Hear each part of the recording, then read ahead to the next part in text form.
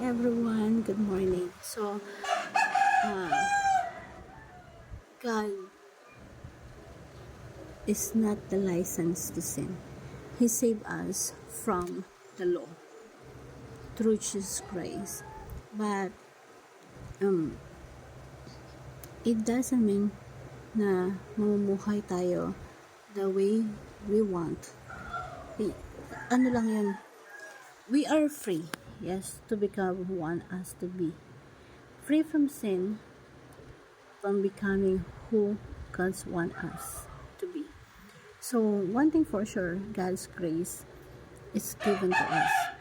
Not for us to have a freedom to do what we want or keep on sinning, but to be free from sin, to be free from the law that we really makes us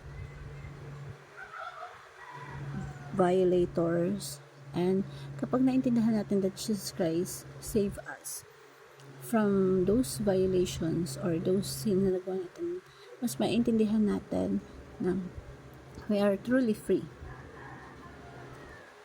Not truly free to do the sinner thing, but free to do what God wants us to do. He loves us so much. He doesn't want to keep us sinning. He wants us to be someone for the praise of His glory. So when you live we have to live by His grace. We have to live that God wants us to be. That how God wants us to be part of those people who praise Him, give glory to Him, and God's grace is not a license to sin. Tatandaan po natin. Yes, He saved us from the law. But remember that we have freedom to choose.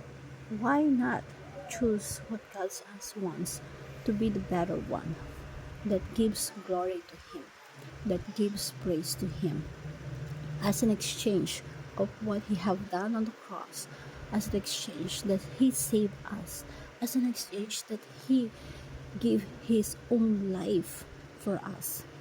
And hope you learn something. Thank you, everyone. And it's a reminder for us, God is not a ticket. Remember that Jesus Christ is not a ticket. But because of what Jesus Christ did, we have now freedom. Freedom to choose what is right and what is wrong.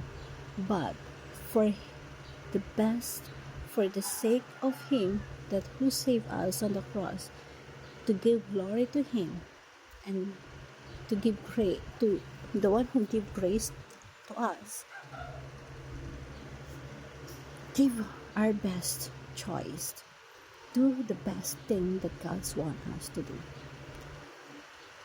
The goodness, to share His goodness, and what is right, not what is wrong.